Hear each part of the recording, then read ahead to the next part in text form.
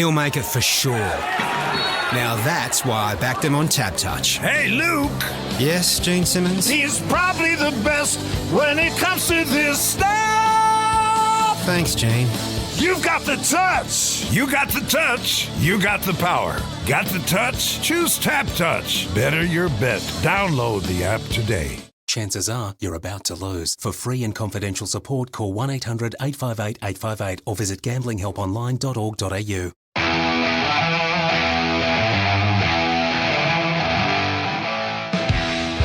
Hoop 7 proudly brings to you Basketball Hustle. Ellis fumbled the ball. 2 on the shot clock. Throws up a prayer. Yes! As he was falling to the ground, it's a 3. He shot it literally from the hip. Definitely a highlight.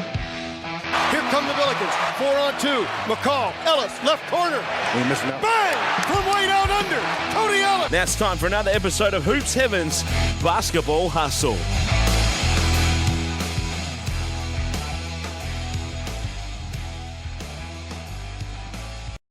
Hello and welcome to Hoop 7's Basketball Hustle for another week. And we say this every week, Cody, but now all of a sudden we're 1 week away from having a fever break. So the first half of the season is creeping up on us, and there's a lot for us to talk about once again this week. And not all of it's great, because what's going on social media right now is getting out of control, and full credit to Scott Roth from the Jack Jumpers for calling it out. I'm not sure there's any easy answers, but I think drawing attention to it is the first step, so we can talk about that on this week's show. And then, as for the basketball action, Melbourne United put up 226 points across their 2 bounce-back games, Cody, and Chris Goulding couldn't quite get the 50 that he did against you, so didn't take me long to sneak that in there.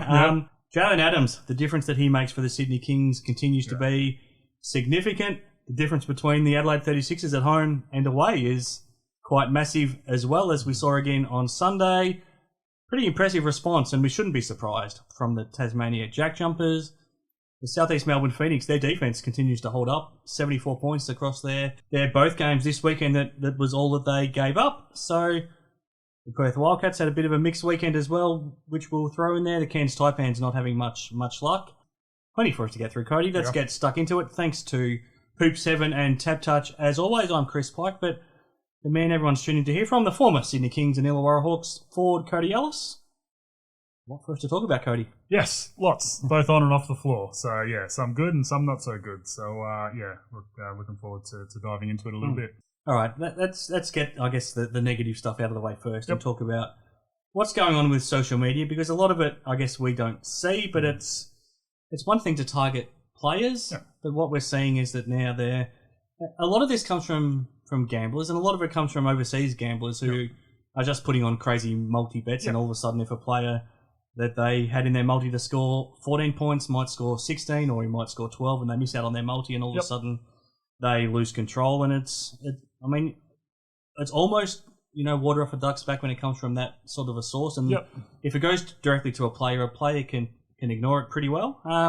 When it starts to get out of control is when it either doesn't come from a source like that, it comes from somebody that might be a genuine fan, and then it means a lot more, I think, because you would hope that they are a lot better than that. But also when it goes beyond just the players as well, and we heard from Scott Roth talk about the players' partners and their parents, and that some of the stuff that is being said to them, especially a pregnant partner of one of the players, is just unspeakable. I'm glad that Scott Roth drew attention to it. Like we said at the start, I don't know what the easy answer is, and he wants action from the NBL, and I don't know what the league can do about it, rather than trying to protect the players. But as somebody that's dealt with this yourself, somebody that's been a player, what are your thoughts on the situation? Yeah, look, it sucks, right? And it's unfortunately kind of all part of it. And you're right, a lot of it does come from people putting lots and lots of money on games and on people scoring certain points or getting certain rebounds, etc. And look, that's it is very much out of the players and the coaches and the staff's control, which again it's a frustrating thing. I'm glad Scott brought it up, and that press conference was tough to watch because it was very you could see him trying to stay composed and finding it difficult too, which is very fair when these kinds of threats are thrown at him and his staff. And we've come to know, how passionate and how genuine Scott Roth is, and how much he cares for everyone that works in and around the organisation, and even everyone in Tasmania. Yeah.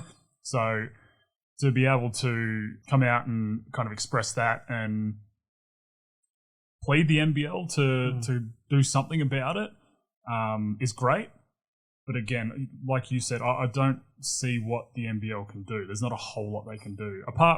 There is integrity units, like the gambling and integrity unit from Basketball Australia, that are always involved. And even us at the NBL 1 level, we have those meetings every year as well about this kind of a thing. And Scott did talk about that. He said, look, we have these meetings at the Blitz pre-season, but how about we turn those meetings into actually doing something? Yeah. And it is difficult. And, they always tell you, if you get these kinds of messages, to screenshot them and send them on to the integrity unit. Mm-hmm.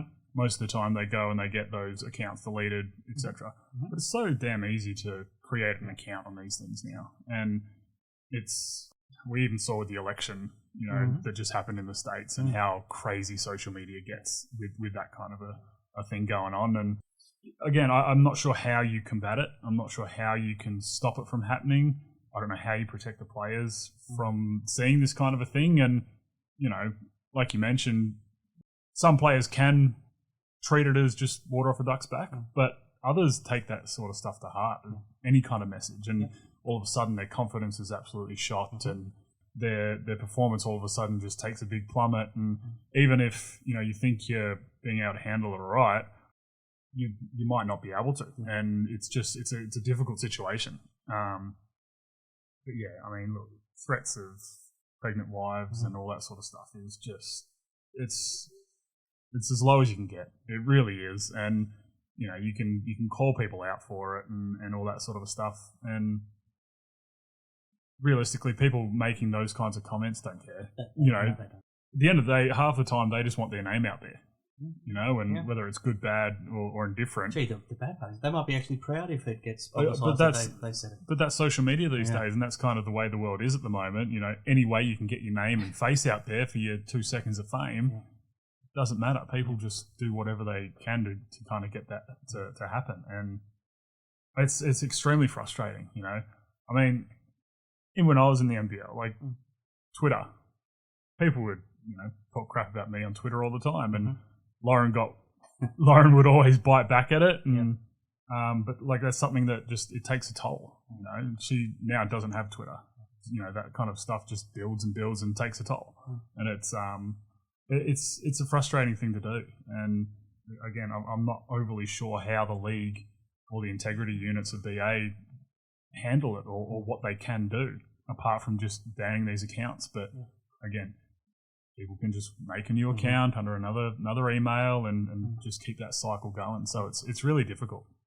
We saw, I guess, a specific example of what the players are dealing with as well when Keanu Pinder showed some screenshots. And I think that's the best way to handle it right now. Even if these people are using accounts that don't necessarily identify them, at least we know where it's coming from. And if you ever see that account pop up again, you know what sort of person it is. But it gets worse when it's with Keanu as well, because it's not only directed at his game, because then race becomes involved as well. But it must be tough for somebody like Keanu. We know how proud he is of his heritage, but then the abuse he cops is always based around that too. Oh yeah, and it's so unwarranted. It's ridiculous, and especially during Indigenous round and where the NBL's done a great job of celebrating and that kind of a thing. And look, it's frustrating, and I can't imagine how that kind of a thing feels and that kind of attack feels. But look, to have Keanu come out as well as Scott Roth, both within a few days of each other, Keanu naming and shaming, which is again that's one way to do it, so that people can keep an eye out. And all of a sudden, Keanu's got so many followers on all his social media accounts that maybe some of his other followers know who those people are, and then all of a sudden, that kind of affects whoever was talking to Keanu. That affects their life now, which is kind of if you're as low as that to be able to go on and harass someone. You deserve to have that kind of a thing happen. You deserve all the backlash. Absolutely. You hope that somebody knows who that person is. Yeah. If you might work with them, you can then report him to your boss, and you deserve to lose your job. I mean, that's as a bare minimum. You deserve, if you're going to say this sort of stuff you deserve to have consequences. Oh, absolutely. Absolutely right. And, it's tough because, again, most of these keyboard warriors have anonymous accounts and don't have their face shown anywhere on their accounts because, that's the issue with social media is you can hide behind just your little avatar and it doesn't have to have any kind of connection to you at all. So that's the frustrating thing. And again, I'm hoping that the NBL can figure out, or the NBL and Basketball Australia can figure out how to make strides towards stopping this kind of a thing, but I'm not sure where you'd even start. No, and it's a bigger problem. It's not just something that happens in basketball. It doesn't just happen in the NBL. It happens across all sports. And I mean, if it's happening in the NBL, imagine what's happening to NBA players. Oh, absolutely. I mean, it's a much bigger problem. I mean, it's a global problem, isn't it? So there's no easy way to fix it. And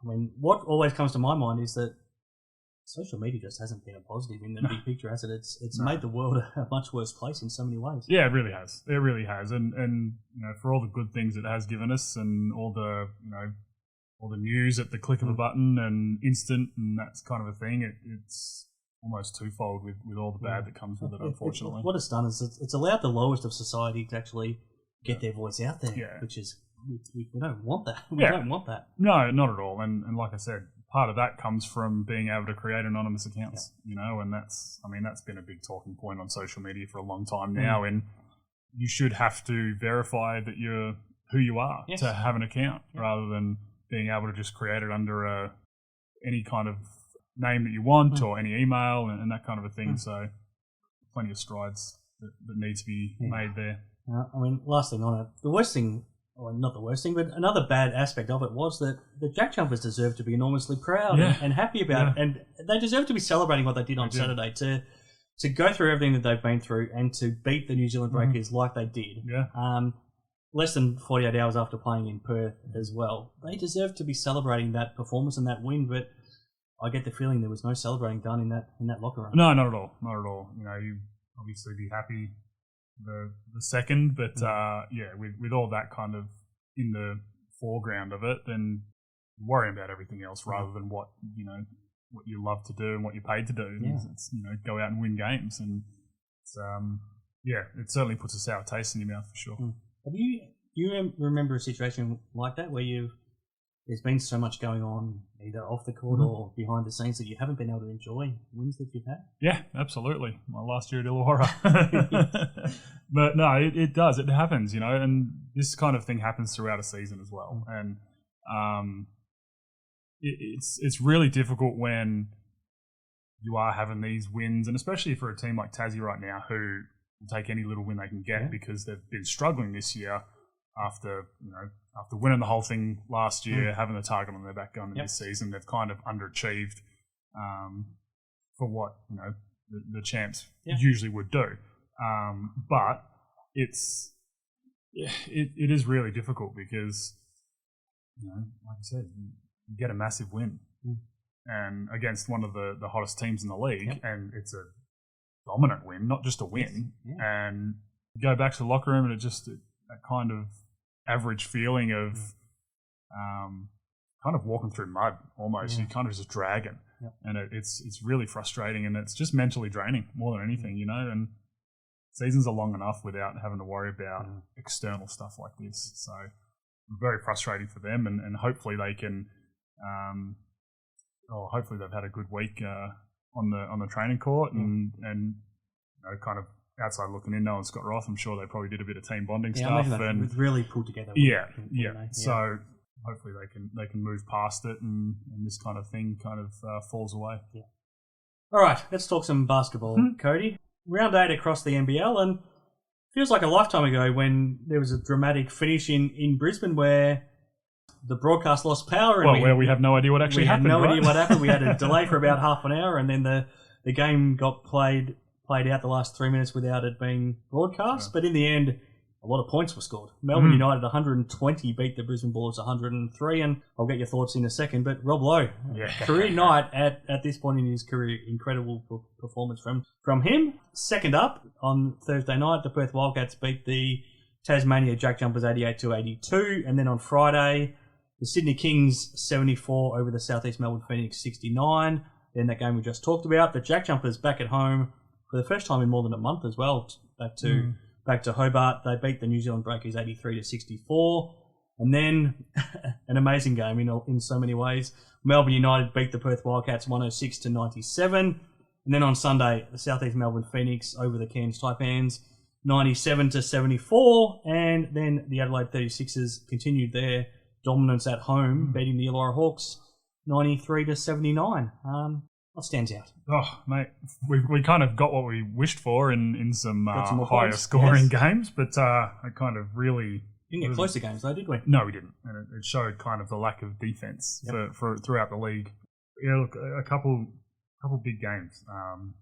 Melbourne really flexing a muscle after a bit of a disappointing weekend, and we kind of knew that would happen. They're too good not to bounce back like that. Good to see Tassie get back on the board and in pretty emphatic fashion. Yeah. New Zealand, taking a bit of a stumble. Cats probably a bit disappointed with not coming away with a couple good wins over that weekend.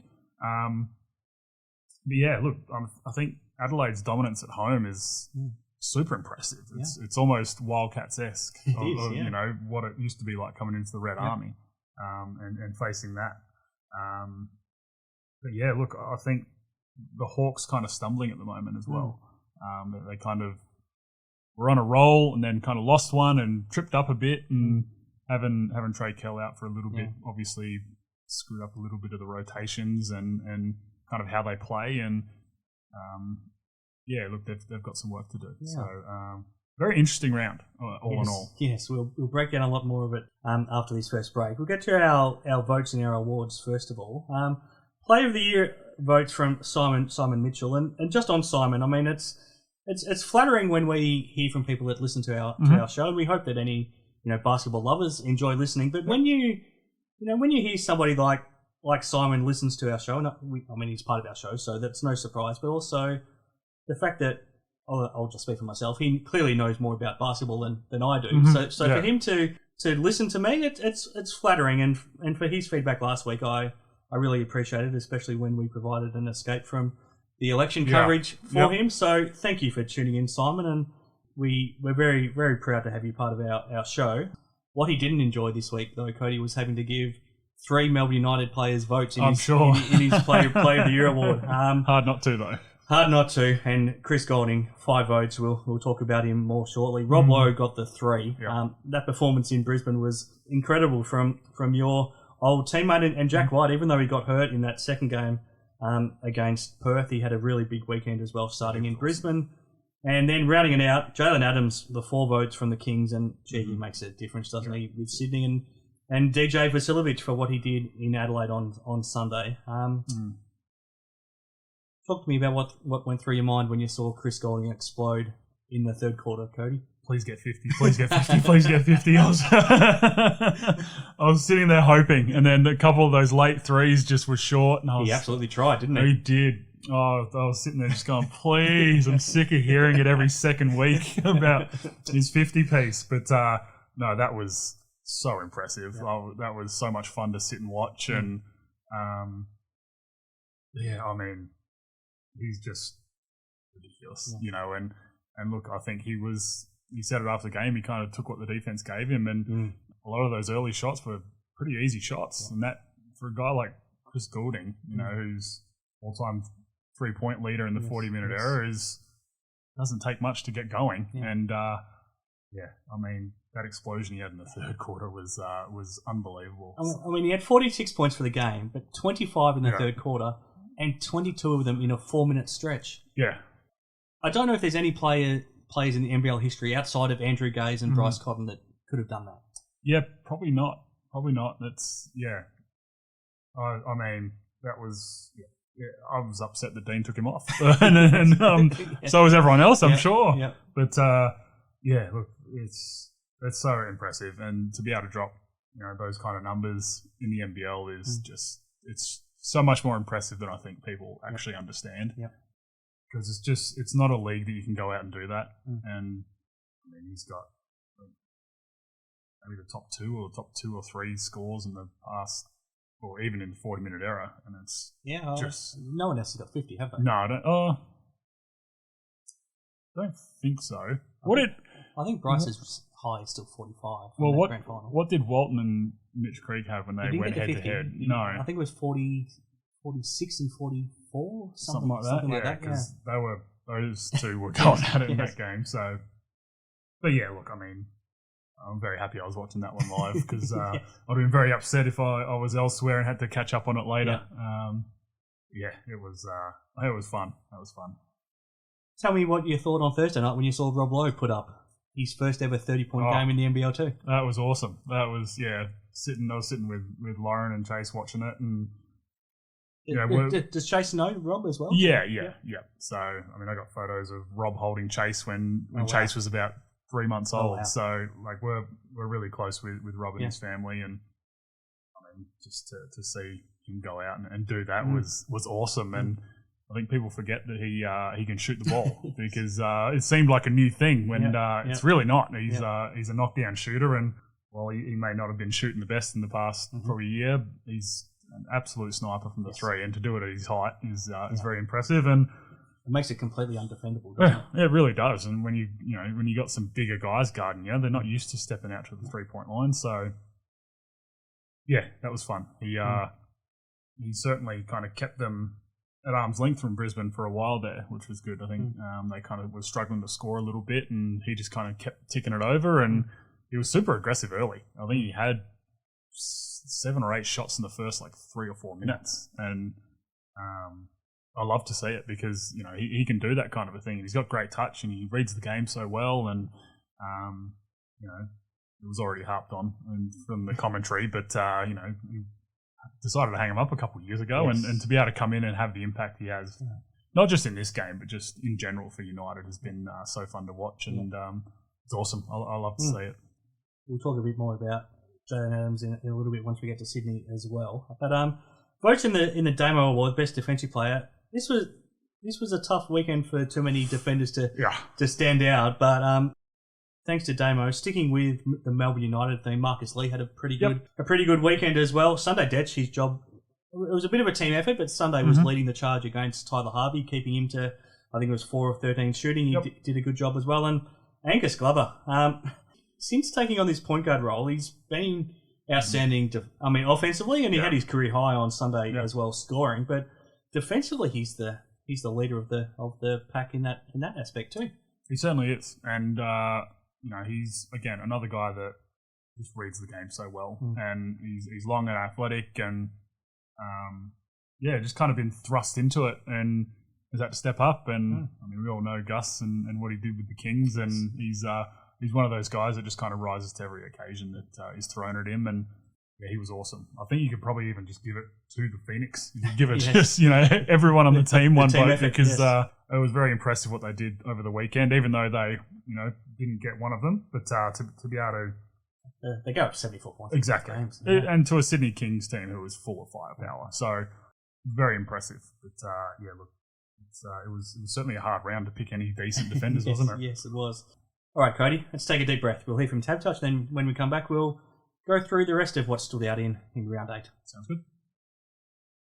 Can you picture the first goal before the ball has even bounced? Can you read the footy future in the mullet of a full forward? You've got the touch. Got the touch? Download the Tab Touch app today. You win some, you lose more. Okay, back on Hoop 7's Basketball Hustle. I'm here with Cody Ellis, as always. Let's stick with the Melbourne United theme, Cody, because we always knew that if anyone was going to bounce back from a 34-point loss at home last Monday, it would be them.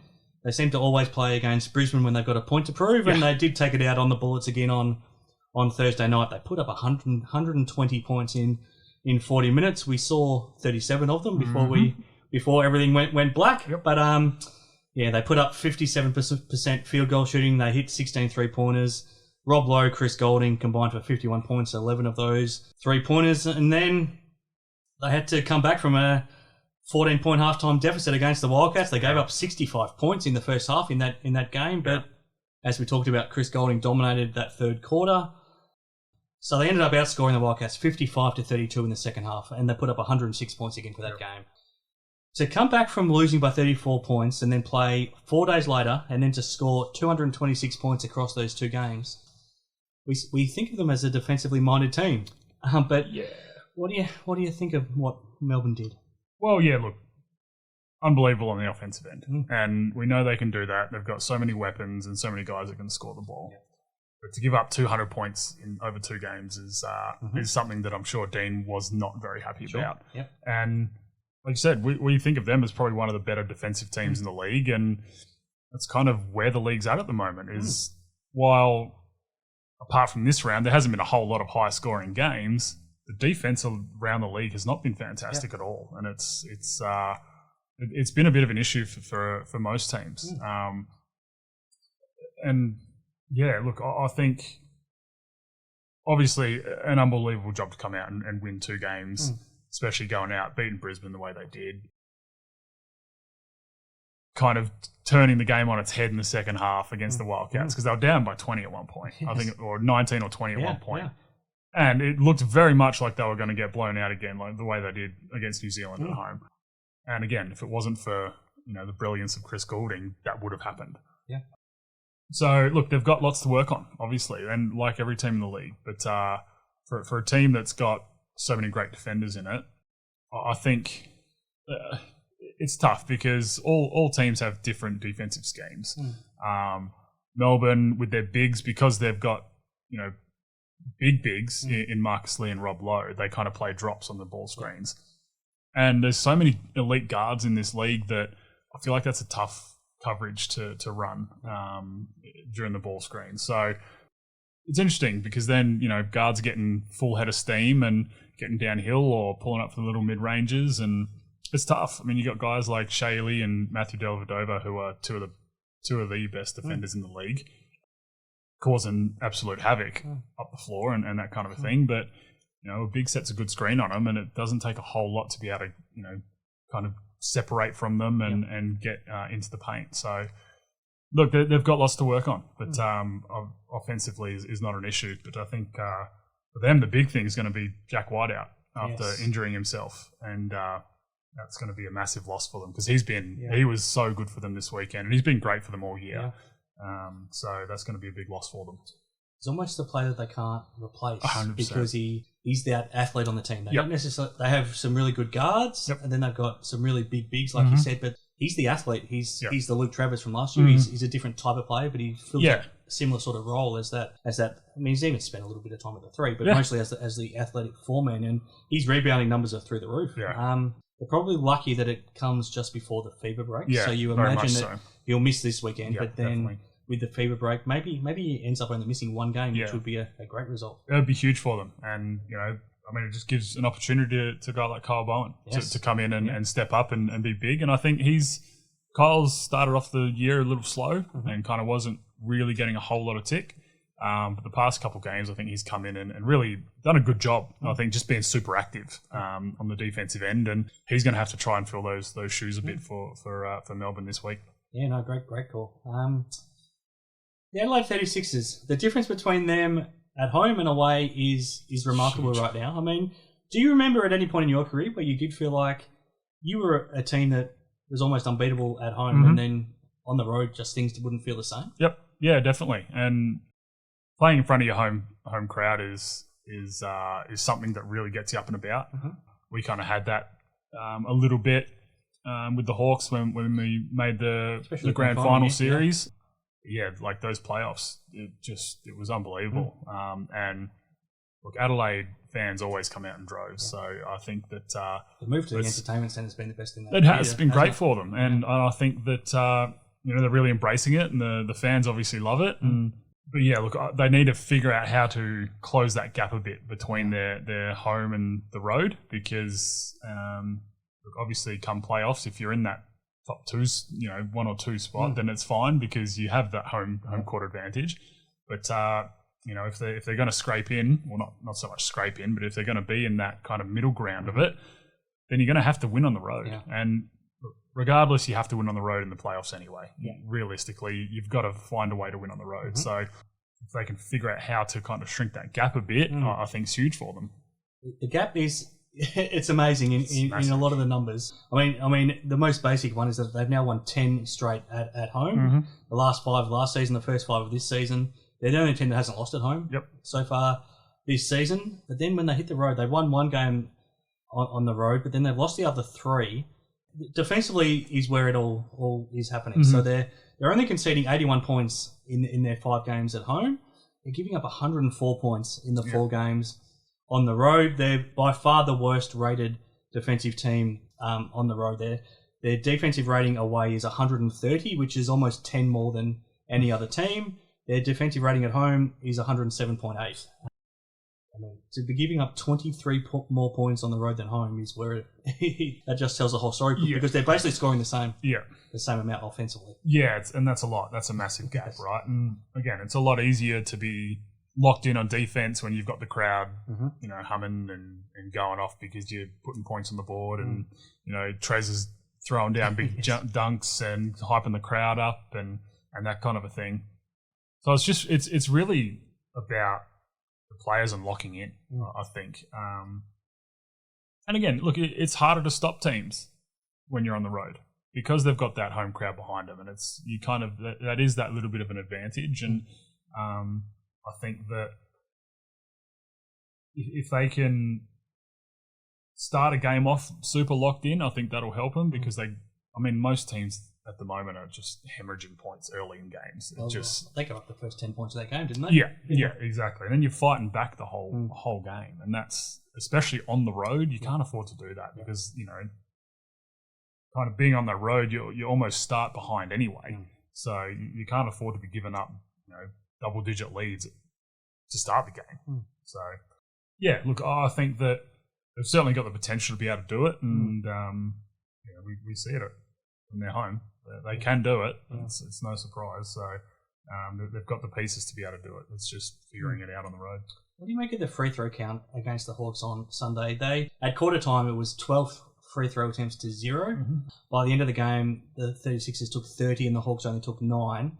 And usually if you see a differentiation like that, it's maybe the team with the more free throws are attacking inside and the other team is sitting at the 3-point line, and that explains it. That didn't happen in this game because Adelaide also took more 3-point attempts than what Illawarra did. Again, we'll come back to this point. Justin Tatum seems to have good reason to be upset right now. But what do you make of that differential?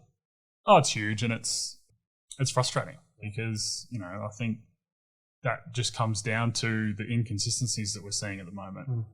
Not just from game to game, but just from quarter to quarter even. I think that's why we're hearing a lot of the complaints from coaches and the players at the moment. And while I'm all about them worrying about themselves rather than actually complaining to the refs and stuff like that, the refs have got to also step it up. And just some sort of consistency is all that you ask for as a player and a coach, so that you can adjust.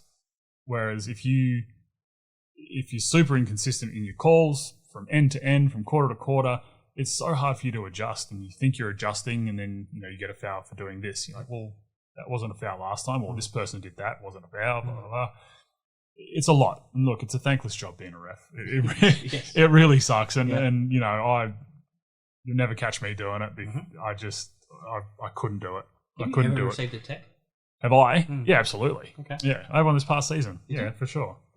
So yeah, I have my moments where I go across the line a bit too much, and as much as I try not to, and I try to talk to the refs a lot and just kind of be a bit of that bridge between the group and the reffing crew. And I mean, every player does. It is what it is, and you kind of go overboard sometimes. And a tech is always a good way to reel you back in, and it's good. If I ever get teched, it just makes me take a step back and be like, all right, focusing on the wrong things, move on, next play. Again, I think they need to be handing out tees a little easier at the moment because of how bad it's gotten with the complaints. Well, we saw that on Sunday with another Senators product, Jonah Antonio. Yeah. He lost his cool late in that game. Yeah. What do you make of that? I mean, is that a good thing that the refs are trying to make a statement? Because we probably did see either the coaches weren't quite as loud this round or they turned the microphones down. They turned the mics down for sure. Either way, we didn't hear as much of them this weekend. So maybe, I don't know if the coaches are listening, but maybe the league's listening that we don't want to hear the coaches so much. But what did you make of Jonah getting those 2 tech fouls in that fourth quarter? Not great timing for Cairns because they didn't have Rob Edwards in that game because of what he did with the officials in the locker room as well. Yep. It was as a player, it's not good enough. You need to, after you get that first one, all right, enough, done. You can't just keep going at them. And yeah, look, I mean, I don't know if the refs were trying to make a point. If they're really trying to make a point, they'd do it to probably a coach or something like that, and get a coach thrown, or one of your, I don't know, you do it to like a Taron Armstrong that's kind of the leader of the group, and obviously absolutely not taking away from who Jonah is and what he means to the Taipans, especially at this point in time where they're so light-handed on players, but. No, look, it's one of those things. You've got to, as a player, you've got to realise, all right, that's enough, done. But you kind of, it is partially selfish as well, because you're taken away from the team, right? If you are sitting there jawing to the refs the whole time, then you're not focused on what you and the team need to be doing to win the basketball game. So yeah, it's an interesting one, but it's kind of run rife throughout the league at the moment. Yeah, so it's just not a great look when it's not. I mean, Jonah's starting in this game because his teammate is suspended because of what he did with the refs. Yep. It's not a great look from a Cairns point of view, is it? No, it's not. It's not, and they just kind of can't catch a break. And that this kind of a thing is something that's in your control. So that's, I'm sure, a frustration from 40. Are they a bit of an easier target though to give text to rather than somebody from a Sydney or a Melbourne? They shouldn't be. But are they? Probably. Yeah. Probably, but that's not how it should be, right? And we used to see it with Trev when he was up and down the sidelines, but and we see it with Riley to an extent too. And the best story I like about Trev is the only game in Perth he got ejected from was when he was coach at Townsville. It never happened to him when he was coaching for the Wildcats. No, exactly. And look, some coaches definitely have more leeway, and it's very evident and very clear cut, Dean Vickerman at the moment, well, not at the moment, but just always. Yes. I think, you see, even 40, I think he kind of gets up and super emotional about it and that kind of a thing. And, we've seen Tatum now be a lot more not boisterous and out and yelling and screaming. He's been a bit more sarcastic now towards the refs. He absolutely across, doesn't he? But, it's just, it's kind of one of those things that, if you constantly do it, the refs feel like, oh, well, we can't just continuously tech him, right? Yeah. It's the same with players, right? Yeah. We see Bull Qual. We've spoken about him a lot defensively. He's got his hands on a lot. Yeah. He should foul out every single game and early in every single game. But he doesn't. He gets away with a lot of hands because he does it all the time. Yeah. It's just one of those things. And again, you have a reputation for certain things and, refs know that, and they kind of play off that. Southeast Melbourne Phoenix, again defensively, what they've done in the last 7 games now since they've made the coaching change is it's incredible what they've done defensively. Yeah. I mean, again in these 2 games, I know they lost to the Sydney Kings, but they only gave up 74 points, and they had held them with 7 minutes to go. They'd only given up 54 points against that Sydney Kings team. Even by the end of the game. They'd only conceded 42% shooting to them, 24% from 3. They forced them into 17 turnovers, and the Phoenix ended up taking 15 more shots because of their defense. Then against Cairns on Sunday, again held them to 74 points, 38% shooting, 34% from 3. Maybe that's a little bit higher than they would hope, but again, Cairns had 17 turnovers and they took 17 less shots than the Phoenix. They're doing defense a different way too. We don't see any other team playing full court pressure defense, and we haven't for a long time. It takes a lot of energy to play like that, but right now it's being very effective. And I absolutely love it. Yes. The first game we saw King at the helm, and we saw him running up and down the sidelines, yelling at his players to get up the floor. I was super excited with how this team was going to figure it out defensively, and we're starting to see it. And it's awesome. It's great. And, as a player, if you've got teams up and in full court, it's a nightmare for 40 minutes. It really is. And whether, it's guards that can stay in front of you for the full court, or if it's just guards that are just pestery and up, and you can kind of not blow by them, but you can get past them, that's fine. It just wears you out. Yeah. It's something that, again, like you said, no other team really does it. We see we see it in spurts, but not for the whole game. No. And you usually only see it when a team's down 20 and they just throw have caution to the wind in the last traps five and minutes. press and just because they have to. Yeah. It's awesome, and I'm happy that he's come in and wanted to do that because he's got the people to be able to do it. Yep. I think their team is built perfectly to be able to be up and in all game. Yeah. They've got one real big in Geordie Hunter who can be the back and be that quarterback because he's a good talker. I think that he seems to understand defense really well and that end of the floor, and you want someone at the back of the your press or even just at the back of the court if you're picking up full court to be that guy that can talk and let you know who's cutting where and that kind of a thing. So I think they're perfectly suited to be able to play like this. And if it wasn't for giving up 20 points in 7 minutes, they would have had 2 massive wins this weekend. Yeah. It'll be fascinating to see how it stacks up against the Wildcats now in Perth as well on Friday night before they head into the fever break. What was your thoughts on them not fouling late in that game? Yes. So they were down 5 last possession for the Kings. Very interesting, wasn't it? So Josh King told them not to foul once the ball got into the hands of a better threat shooter. So every chance that he makes at least one, so they're down 6, even if they make it 3, you're down 3, you have to foul again. Best case scenario, you're down. I mean, there was still a chance they could have pulled off a miracle. Yeah. But what's the percentage chance? Probably 10% chance that you end up forcing the game to overtime? Well, I'd be interested to... What's your take? Yeah, look, I'd be interested to see what the numbers are on people or teams that have actually played the foul game and ended up winning or narrowing the margin rather than it blowing out further. Because most of the time, you're right, okay, they make one shot, but then you go down, you have to get a 3 because it's now 6 points with 12 seconds. So it's like, well, a quick score's good, but a quick score's good if it's 30, 35 seconds because there's actual time on the clock and you can stop it and still get good shots at the rim. You're forcing up a bad shot just to try and cut that margin. Sometimes you make them. Most of the time you don't because they're usually poor shots.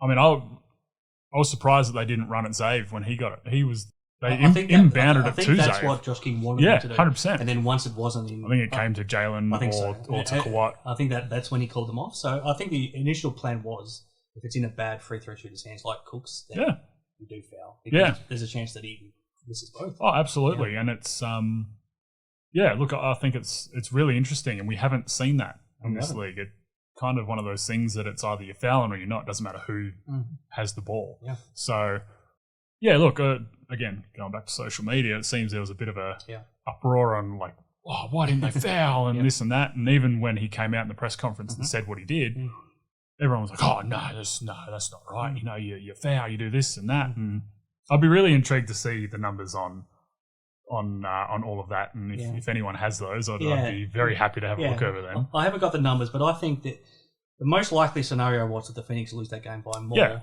by trying to foul game. I think that's most likely. And again, I reckon that would happen 80% of the time. And from where they're at and how they started the season, they can't afford to be losing games by more than they probably should have. They need to be starting to, I guess, close that gap on the point differential because percentage plays a big part coming into the season, like we saw a couple of years ago. There's so much to be impressed about by Josh King already. He's awesome. The fact that a coach has been here for 2 weeks and he's even thinking about that. We've seen new coaches come from overseas before and they, by this point in the season, they might not even realise that we operate under a point system.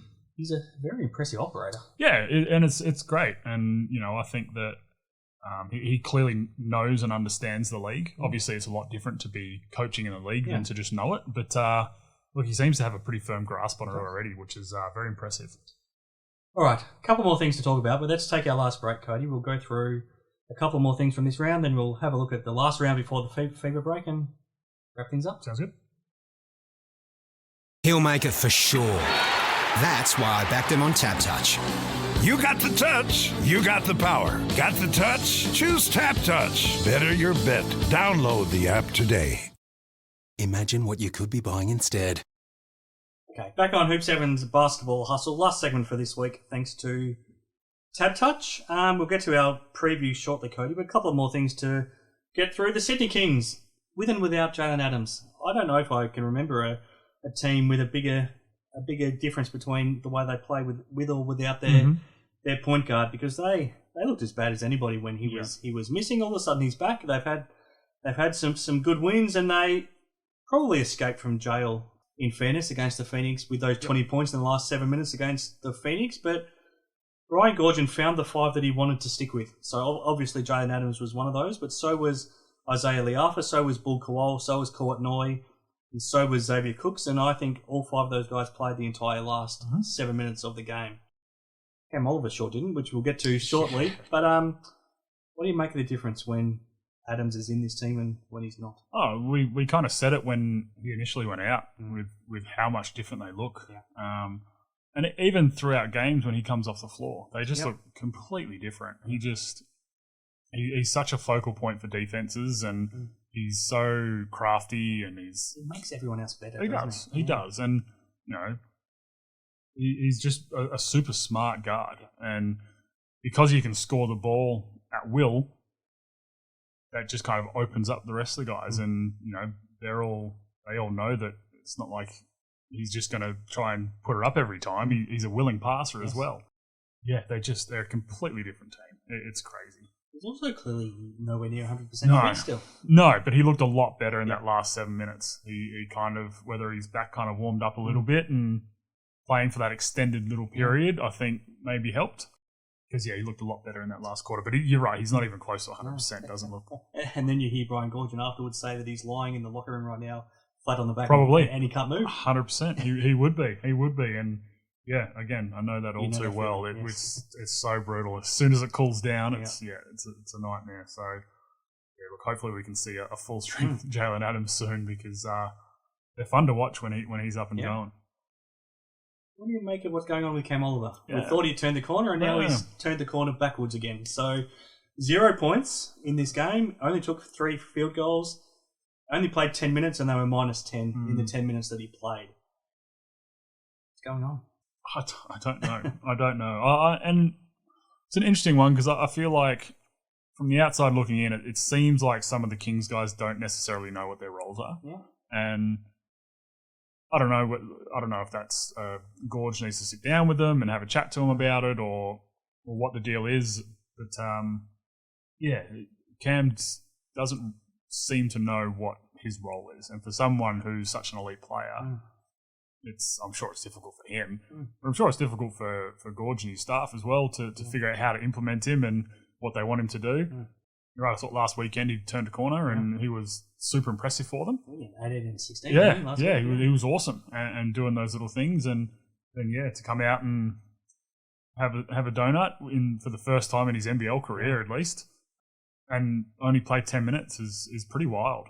I said it a couple of weeks ago, might have been 3 or 4 weeks ago, that if it keeps going like this and keeps trending this way, then I don't think he sees out the season with the Kings, and whether that's mutual or Cam's decision, but I'm not sure. It's an interesting one, isn't it? It is. From his point of view, like you said 2 weeks ago, he has to think about his future. Yeah. If he has too many games like that, it's going to affect his next contract. For sure. It's going to be the fever break might be the telling time where they might decide that it's time to move on from each other. Yeah. So it will be a good little break, I think. Either that happens, or Gorge does sit down with everyone and clearly defines everyone's roles and what's expected of them. Because, look, we've seen it with, and obviously very different scenarios with where they are in their careers, but Kelly Leapepe, who's kind of gone from starting and playing big minutes to he's had multiple games where he just hasn't touched the floor at all. Yeah. Brucey, very similar, but Brucey is ultimate professional. He'll be ready to go whenever his number's called. So I don't think that is an issue at all. And again, with Jalen Adams being back in, Brucey's numbers are always his minutes are always going to decline. Same with Charles Robertson. Yeah, for sure. So, a couple guys that very early in their career that had a massive opportunity to start the season that now are not getting those same opportunities. It's going to be interesting to see how they take that and run with it and how that affects them. Tasmania Jack Jumpers, we talked off the top of the show that this was a very emotional week for them. Yeah. But they're unlucky to not come away with 2 wins. Yeah. From this weekend inside 48 hours, because they almost threw caution to the wind offensively, especially the first half in Perth, and they put up 51 points as a result. Milton Doyle, I think, had 6 3-pointers to half time, and I think he had 20 points at half time, finished with 30 points for the game. And that was a game that went right down to the wire. It blew out with free throws late, but that was a game that could have gone either way. And then to go back home against the Breakers, who were fresh off beating Melbourne by 34 points, and to dominate that game against New Zealand, it was really, really impressive. And they did it without Milton Doyle virtually. He only had 3 points. But we saw Craig Swords show what he's capable of. He had 18 points. And Juk Deng had 18 points, and Jordan Crawford, he was great in hounding Parker Jackson-Curry. You're never going to stop Parker because he's so good, but he at least made his life as difficult as possible. And he also scored 19 points. They put up 83 points. They ended up winning by 19. Still life in them yet. Yeah, there is. And something about Doyle and playing against the Cats, isn't it? He just it seems to constantly, even a different player against the Cats. And you have those teams. Every player has those teams where they feel more comfortable playing against and who their matchups are. And he seems to like playing in Perth as well. Yes. So look, I think that they have to try something different offensively, because what they've been doing and being the super methodical and running everything perfectly hasn't really been working for them this year, and they just don't have that same firepower that they've had in the past couple of years. We've seen games where they've barely scored over 51 for the game. So to put up 51 in the first half, and only 5 days earlier they scored 60. Yeah. Against Sydney. Yeah. It was only 4 days earlier. It was on a Sunday. Yep. And then they had 51 and a half. Yeah. So they need to probably loosen up, I think, is probably the big thing, and just go out and play free a little. And, I'm sure Scott and his coaching staff will see kind of how they played in that first half, and then against New Zealand as well, and make those adjustments. But yeah, look, probably they would be disappointed not to come away with the win here. Yes. But the Cats did exactly what they needed to, just to kind of get over the line, and made some big plays late. And I think good week, even though they split the weekend, I think it was a good weekend for Tassie. They did it without Will Magnay in both games as well, and also without Sean McDonald. There's a chance that both of them will now be back, at least for Friday night's game against Brisbane, which suddenly to have those two guys back, they're a different looking team. Very much so. It's tough because, we haven't seen Shawnee Mack at all this season, and he's that extra scoring punch for them, as well as that guy that can run the show. Yeah. And good defender too. Yeah. So I think that's going to be huge for them, and to get Will back in is going to be great, because he's been one of their best defenders this season, and hoping to see a full strength team. That'd be a nice little change for them. Not great news for Brisbane. They seem to copy always. I know. Let's get straight into that. Tab Touch preview for this week. Head to tabtouch.com.au or the Tab Touch app to get all of your odds for this weekend's games. It starts Friday night with this doubleheader. First up, in Hobart, the Jack Jumpers, as close to full strength as they'll get. We expect the Brisbane Bullets, they'll be pretty close to full strength as well. They'll be expecting Deng Adel to be back for this weekend. Basically the forgotten man. Like you said, I don't know if anyone remembers that he's actually part of their roster, but he should be back. Who gets this one? Yeah, look, Adele will be a good little, again, scoring punch for Brisbane, and I think he'll work well within this team. So I'm sure they're happy to hopefully have him back. But look, I do think Tassie get this one. I think after an emotional and good weekend on the floor, I think they would have had a pretty good week together, and kind of getting everyone on the same page again, and really locking in, and not thinking about everything outside of the team. I think that they'll get this one. Second up on Friday, fascinated by this one because it's the ultimate clashing styles. So the Perth Wildcats, we assume still no Bryce Cotton. I think by now we would have heard if he's a chance to come back. Yeah, I think it'll be after the fever break, and they'd be smart to leave it till after the fever break. So they're at home to the Southeast Melbourne Phoenix. The Phoenix are going to put enormous pressure on them. They're going to try to hold them below 80 points. The Wildcats are going to go all out to try to score 100 plus. Yeah. Who wins? This is going to be a fun game to watch. I'm really intrigued at this one. I think you're right. Just two complete opposite ends of the scale, right? And Phoenix trying to hold it probably in the 70s, whereas the Cats want to play in the hundreds and 110s. And yeah, look, if the Phoenix can hold them under 90, then they'll get it done. But anything over that, I think the Cats get it done. I know that's fence sitting, but we'll go with the Cats because they're home. Yep. Saturday, two teams that need to bounce back. So the Cairns Taipans, we probably saw certainly Tanner Groves earlier than we expected last week, so you'd expect him to be better. Second up, same with Taron Armstrong and same with Deshaun Taylor, but every chance they're now without Sam Wardenberg as well after he's now copped another concussion. The New Zealand Breakers, they've proven that they can hit back from a disappointing performance, and I wouldn't be surprised if they make it 8 straight losses for the Taipans. Yeah, look, I think that's probably on the cards, unfortunately. And again, Cairns just can't catch a break, can they? You know, I think, and you feel for them because, you know, so much of it's out of their control. Some of it is under their control with the Edwards situation. Well, they get him back. Yeah. But still, I think New Zealand just will bounce back and continue their good form. Wardenberg is that player for them that they just can't replace. Yeah, I agree. Your two former teams. Yeah. First time we've seen them this season, from memory. So, big game as well. I mean, the Illawarra Hawks need a win. It's funny to say because they're still well placed. They're still 6-4, but they've lost their last couple against the Sydney Kings, who they're starting to figure things out too. A lot on the line going to the fever break for both teams. Yeah, super intriguing one because we're obviously going to see Jalen Adams still in the lineup, and hopefully we see him a bit better and fitter again.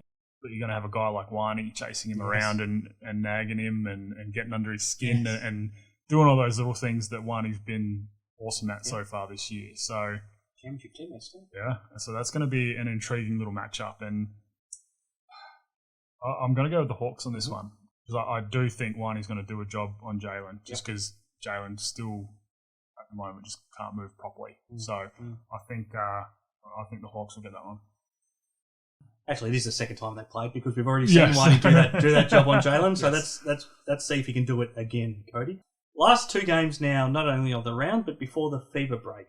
And first up, Melbourne United, the Adelaide 36ers. Last time in Melbourne, it was almost a 30-point win for Melbourne. Yep. Can that, especially the defensive form of Adelaide, travel this weekend? And how many 3-point shot attempts between DJ and Chris Goulding in this game? There's going to be a couple in there. Look, I think Melbourne's probably going to have been working on their defence all this week as well. Hopefully we can see Adelaide's defence travel. But I think Melbourne being at home, I think get that one. Because we get to see Adelaide really be a force on the road yet. We'll go with Melbourne on that one. Last game, Brisbane Bullets, the Perth Wildcats. Similar travel schedule for both. They both play on Friday. So Brisbane coming back from Hobart, Perth coming from Perth. That's probably a similar distance. Big game for both these teams for a lot of reasons. What do you think? Yeah, it is a big game. I think that it's a tough one. I just think the Cats have too much firepower at the moment, and Brizzy's still trying to figure some things out. I'm not sure they've proven themselves great defensively yet, have they? No, not yet. So hopefully we see Adele back in this weekend for them, and he can probably help change that a little bit. I think just that extra bit of length for them will be great. But yeah, I just think the Cats have that bit too much firepower. Probably more athletic too, aren't they? Yeah, a little bit. So look, I think it'll be good. I think it'll be a good game, especially with both teams having played Friday. So it's not like one team's going to be super rested, which is always good. Looking forward to that one. All right, Cody, that's been a lot to get through. Thank you for helping me digest it all, and hopefully everyone enjoyed listening. Head to TabTouch and check out some of our offers for this week as well. Thank you for TabTouch for their continued support of our show. I'm Chris Pike. I'll leave it there and leave you, Cody, with whatever's on your mind this week. Yeah, look, hopefully we see a lot less of the negatives coming out of this round, and we see a lot more positives. Looking forward to seeing these 6 games.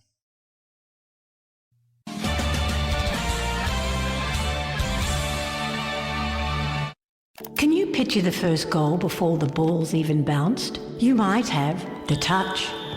When the weather's wet, can you feel who'll triumph? You've got the power. Can you read the footy future in the mullet of a full forward? Then you too might be harnessing the power of the touch. Got the touch? Download the TabTouch app today. You win some, you lose more. For free and confidential support, call 1800 858 858 or visit gamblinghelponline.org.au.